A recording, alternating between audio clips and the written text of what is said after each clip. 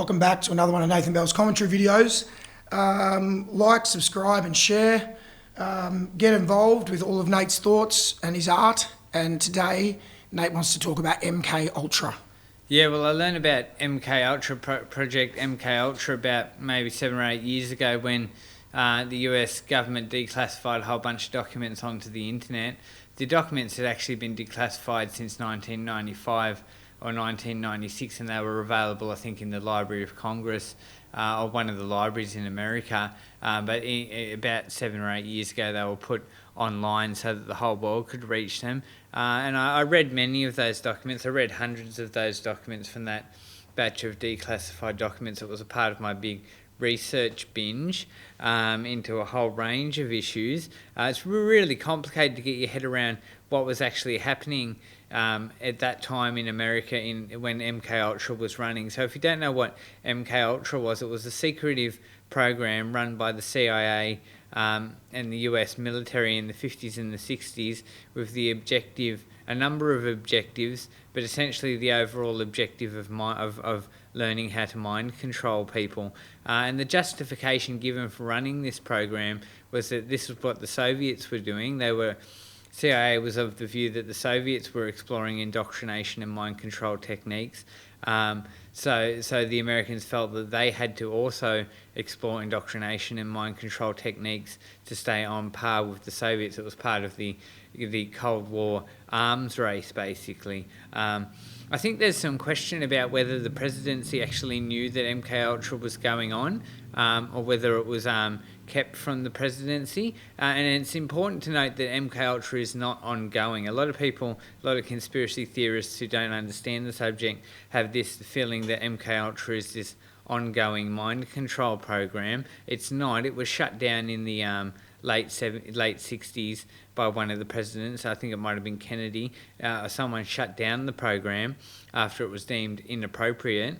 And they were using all sorts of techniques to attempt to mind control people. They were using LSD. They were exploring the uses of LSD to control people's minds, and mainly they wanted to see whether LSD could be used as a truth serum. They were interested in creating a truth serum that they could give people to elicit the facts from them. And there was a number of ways that they tested LSD. They tested it on soldiers in the military. They also they hired, as I recall, they hired a number of prostitutes and got the prostitutes to take men into the brothels and drug them with LSD. And this was all being monitored covertly while it was happening. So members of the American public were actually drugged with psychedelics as part of hidden experiments conducted by the CIA, unwittingly drugged with psychedelics. Those people would be considered, in the eyes of the law, victims of the CIA's illegal activities. And they were using hypnosis as well. They were exploring whether hypnosis could be used to mind control people and to control people's behaviour. There was an incident where a dog had a remote control implanted in its head to see whether they could override its agency and control its behaviour.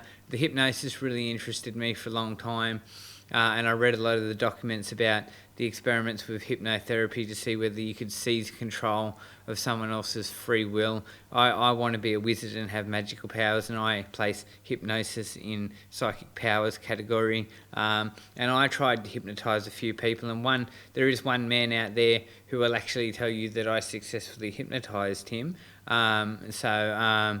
So I wanted to see whether I could master hypnosis. There's still not a lot of great evidence that hypnosis is a real thing that works, but the CIA was certainly interested in harnessing the powers of hypnosis during the MK Ultra era to mind control people.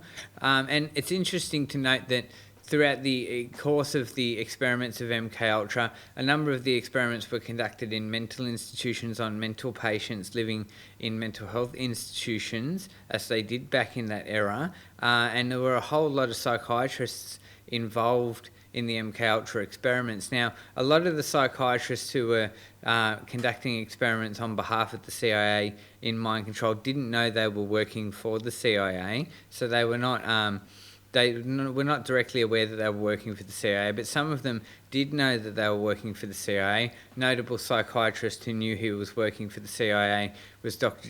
Cameron, I think it was James Cameron, and he was doing a thing called sonic driving, and this is where he would place headphones on a person's head and play this, and I've talked about this in another video, in my video on mind control and indoctrination. He plays headphones on a person's head and played the same repetitive statements over and over again for days and weeks and even months sometimes, and his intention was to see whether he could reprogram people to think differently to how they had been thinking. And he worked at a mental institution, and he was doing this to his patients on behalf of the CIA to see whether he could reprogram people's thinking with this headphone and repetitious statements technique. That's now used as a torch technique. So yeah, it was all run by the CIA predominantly. As I said, there's some question about whether the presidency actually knew this was going on. And when it came to all of this coming out in the 60s, CIA destroyed a lot of the documents, and only about 40,000 of the documents remained.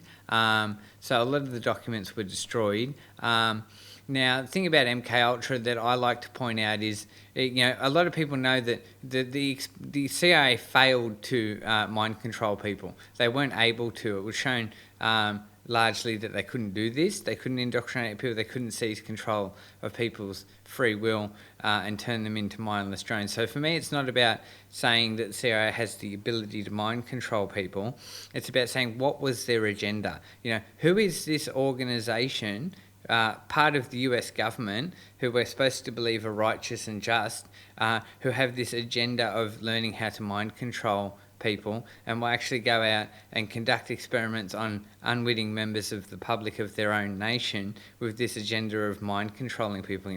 What is this CIA agenda? And this is why it's MKUltra is the perfect evidence of historical corruption in the Central Intelligence Agency, and it just shows the sort of people who are in the CIA and who call shots at the CIA, and the sort of thinking they have, and the sort of agenda of control that people in the CIA have. So, you can raise all sorts of questions about whether the experiments worked or whether they're able to mind control people. The most important thing is to point out that this is a historical evidence of huge corruption and misconduct in the Central Intelligence Agency, and that's why I'm big on MKUltra as a way of showing, this is corruption in the American institution, who we're supposed to believe are righteous and just. You've got to ask questions about the agenda of anyone who funnels all this money into learning how to control people's minds. For me, it's about the corruption. But yeah, again, and I want to point out, mind control isn't about beaming out signals and all of a sudden everyone falls into line and becomes these mindless drones. It doesn't work that way.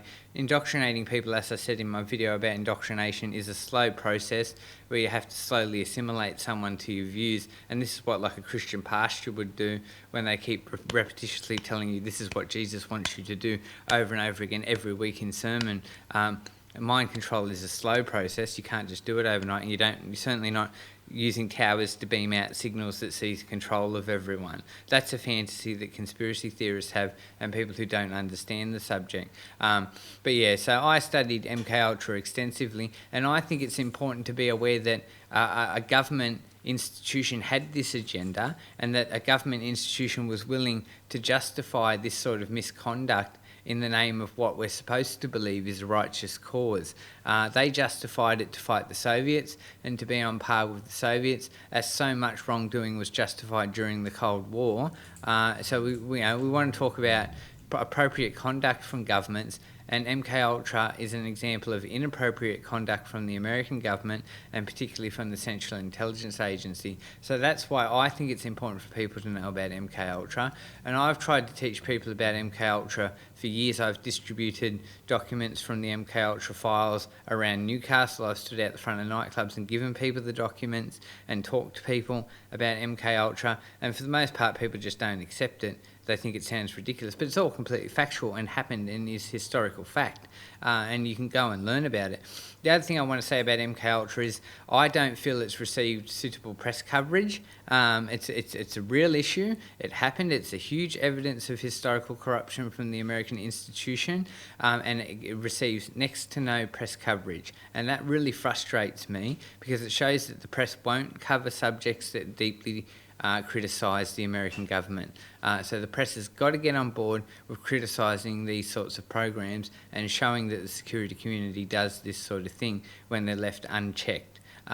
So drop a comment in the comment section about what you think about MK Ultra and let me know.